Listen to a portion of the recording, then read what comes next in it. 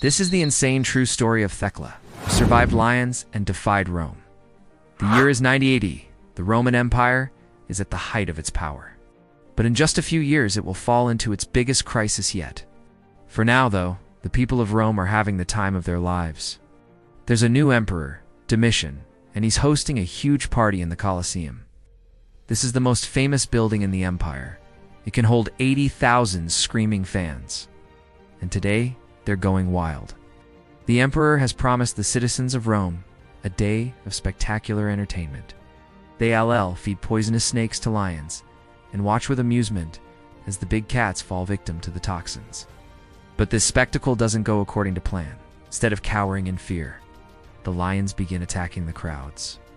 Soon, the entire Roman populace is in mortal danger. Meanwhile, hiding in the shadows is a young woman named Thecla. She's just an ordinary Christian trying to avoid the violence. But when she sees that everyone is in danger, she decides to help.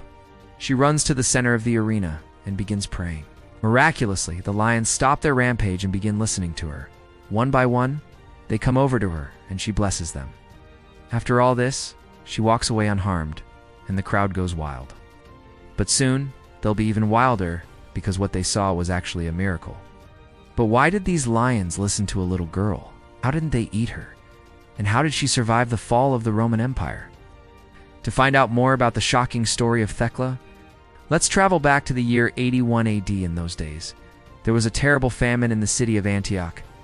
People were so desperate that they began selling their children into slavery.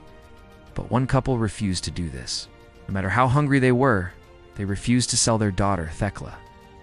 Years passed, and eventually the famine came to an end. Now that things were better, Thecla's parents decided to send her to live with her grandmother in Rome. So they took Thecla to the port and put her on a ship. But while they were sailing, a storm appeared out of nowhere and crashed the vessel. Luckily, Thecla was able to swim to shore and make it to the city of Myra alive. But she was all alone now and had no way of getting to Rome. So she decided to wait for another ship. As she's walking along the beach, she's spotted by some sailors. They invite her to have dinner with them and then take her off to a brothel. But luckily, Thecla is saved by a woman named Demetrius. She takes Thecla under her wing and raises her like a daughter. Eventually, Thecla grows up to be a beautiful young woman. She still dreams of going to Rome. One day, her wish finally comes true. A ship arrives in town, and she boards it. She says goodbye to Demetrius and heads off to the big city. Upon arriving, she immediately goes to see the emperor. She wants to thank him for restoring order to the city and ask for his protection. Domitian receives her graciously, but he has other plans for her. He invites her to stay in his palace and be his concubine.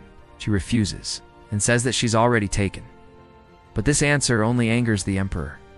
He throws her in prison and orders that she'll be put to death. Just as she's about to be executed, a miracle occurs.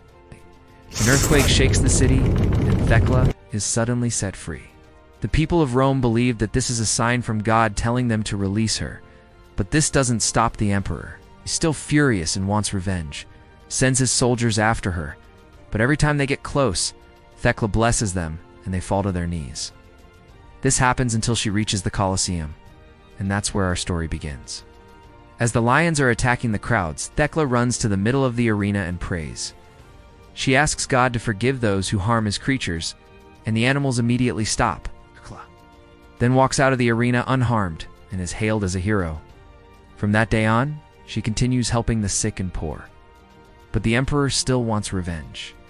He orders that she'll be thrown into the sea with venomous snakes, but she survives unscathed. In fact, she spends the rest of her life traveling the world, healing the sick and spreading the word of God. It's believed that she died around the year 100 AD, but some say she lived to be 240 years old. What's your opinion?